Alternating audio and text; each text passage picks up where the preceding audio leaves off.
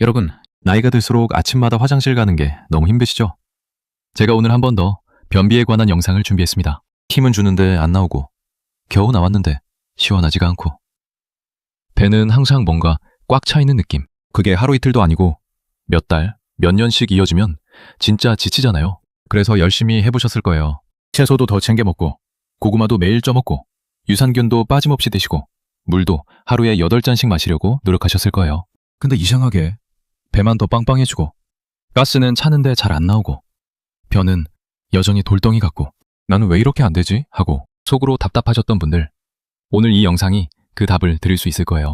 오늘 제가 드릴 이야기는 물 많이 드세요, 채소 많이 드세요, 그런 얘기가 아닙니다. 도대체 뭐 때문에 갈수록 변비가 심해지는 건지 알려드릴게요. 원인을 찾아야 해결되는 부분이지 야채만 먹는다고 해결되는 부분이 아니거든요. 오늘 영상이 도움이 되신다면 구독과 좋아요 눌러주세요. 주위에 변비로 고생하시는 친구분들께도 영상 보내주세요. 제 주위의 분들도 이 방법으로 변비 해결하신 분들이 상당히 계시거든요. 그럼 지금부터 시작해볼게요. 사람들이 변비가 생기면 대부분 채소부터 찾으시죠. 당연한 것처럼 상추, 배추, 샐러드, 고구마, 양배추, 야채 주스까지 부지런히 챙겨 드시는데 왜 배는 더 빵빵해지고 가스는 더 차고 변은 더 딱딱해질까요? 장이 힘이 없고 건조한 상태일 때는 식이섬유가 들어와도 밀어낼 힘이 없어요. 식이섬유는 물을 머금고 부풀어서 변을 밀어내는 원리인데, 장 자체가 움직이지 않으면 그 부풀어진 덩어리가 그냥 장 안에 쌓이는 거예요. 그러니 배만 더 불러오고 속은 더 답답해지는 거죠. 채소가 나쁜 게 아니에요. 근데 장이 약하고 건조한 분들한테 차갑고 거친 식이섬유는 오히려 장을 더 막히게 만들 수 있어요. 먹고 나서 배가 더 불편해지신다면 그건 내 장이 지금 그 식이섬유를 받아낼 상태가 아니라는 신호예요.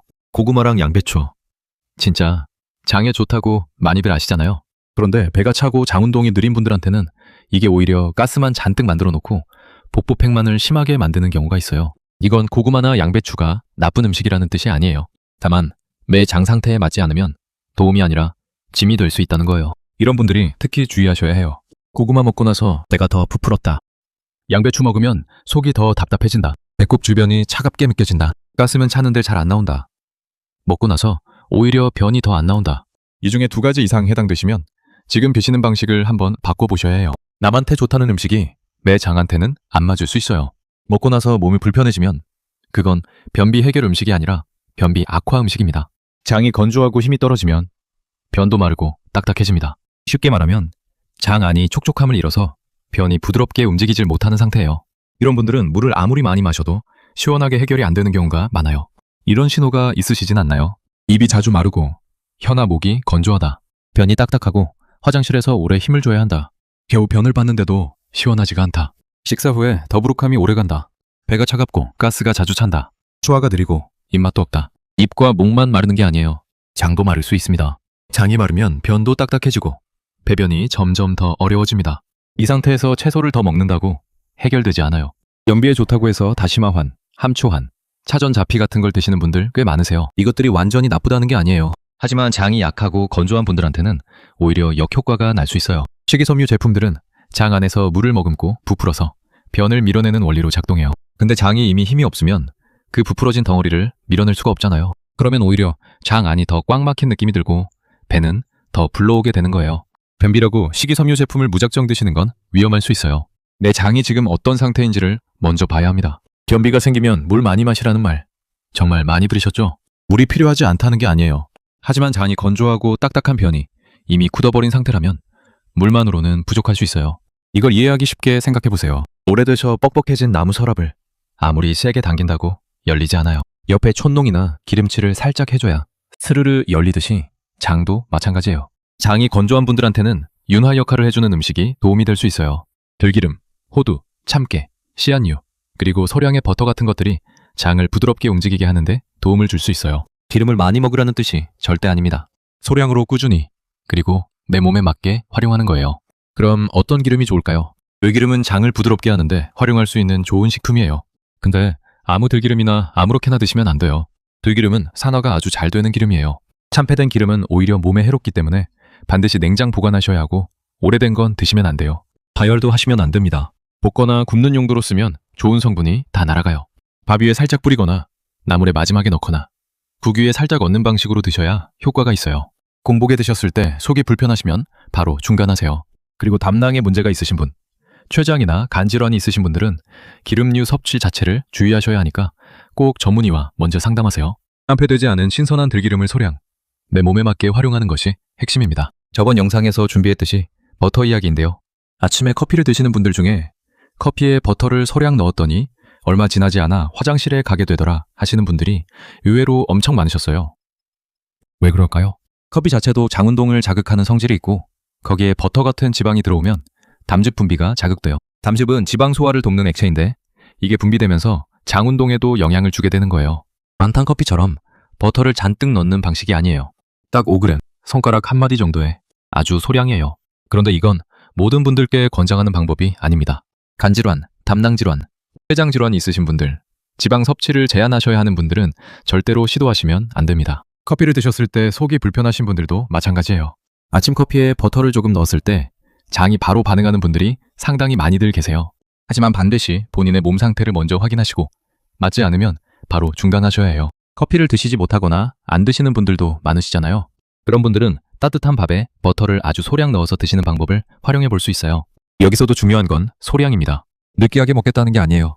장에 윤활 자극을 아주 살짝 주는 정도예요. 드시고 나서 속이 느끼하거나 배탈이 나거나 설사를 하시면 바로 중단하셔야 해요. 유당이 불편하신 분들도 버터 자체가 맞지 않을 수 있어요. 기름 섭취에 제한이 있으신 분들은 아예 피하셔야 하고요. 버터가 변비에 도움될 수 있다고 해서 많이 먹으라는 뜻이 아닙니다. 내 몸에 맞는지 아주 소량으로 먼저 확인하는 것. 그게 전부예요. 아침에 찬물 한 컵이 장을 자극해서 화장실을 가게 해준다는 분들도 있어요. 그게 맞는 분들이 있는 건 사실이에요. 하지만 배가 차고 소화가 약한 분들한테는 찬물이 오히려 장을 더 굳게 만들 수 있어요.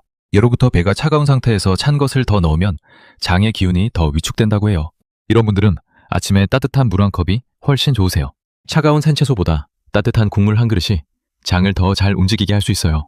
미역국 같은 경우 건더기보다 국물을 위주로 드시는 게 좋아요. 건더기가 너무 많으면 오히려 소화에 부담이 될 수 있거든요. 배가 차고 장이 약한 분들은 찬물 한 컵보다 따뜻한 물 한 컵이 더 내 장한테 맞는 선택일 수 있습니다. 변비가 심하신 분들은 떫은 맛 나는 음식도 한번 돌아보셔야 해요. 감, 홍차, 도토리, 밤 이런 음식들에는 탄닌이라는 성분이 많이 들어있어요. 탄닌은 장을 수렴시키는 성질이 있어요. 쉽게 말하면 장 안을 꽉 조이게 만드는 작용을 해요. 그러니까 변이 이미 딱딱한 분들이 이런 음식을 드시면 변이 더 굳고 더 안 나오게 될 수 있어요. 홍차를 드신 뒤에 속이 더 답답해진 경험 있으신 분들, 감을 드시고 며칠간 변이 막힌 경험 있으신 분들, 이게 우연이 아니에요. 변이 딱딱한 분들은 떫은 맛이 강한 음식을 줄이는 것만으로도 효과를 보실 수 있으세요. 먹는 것만 바꾼다고 장이 달라지진 않아요. 몸이 움직이지 않으면 장도 움직이지 않습니다. 하루 종일 앉아서 지내시는 분들이 변비가 심한 경우가 많아요. 이건 나이 때문만이 아니에요. 가볍게 걷는 것만으로도 잔이 자극을 받아요. 배를 따뜻하게 해주는 것, 핫팩이든 찜질이든 복부를 따뜻하게 해주는 것도 장 운동에 도움이 돼요. 잠을 잘 못 자면 장도 쉬질 못해요. 또한 스트레스가 쌓이면 장이 굳어요. 그리고 화장실 가고 싶을 때 절대 참지 마세요. 한번 참기 시작하면 장은 더 움직이지 않게 돼요. 장이 움직이려면 몸도 움직여야 합니다. 변비라고 채소를 더 먹어야 한다. 유산균을 더 먹어야 한다. 이건 정답이 아닐 수 있어요. 내 장 상태가 어떤지 먼저 살펴봐야 해요. 내 몸 상태를 확인하셔야 해요. 오늘 드린 이야기들이 내 장 상태를 돌아보는데 조금이라도 도움이 되셨으면 해요. 한 가지만 꼭 말씀드릴게요. 변비 증상이 오래되셨거나 혈변이 보이거나 복통이 심하거나 갑자기 체중이 많이 줄었다면 꼭 병원에 가셔야 합니다. 생활 정보로 해결할 수 있는 수준을 넘은 신호일 수 있어요. 오늘의 영상 여기까지입니다. 도움이 되셨다면 구독과 좋아요 눌러주시고 주변에 변비로 고생하시는 분들께 공유해주세요. 감사합니다.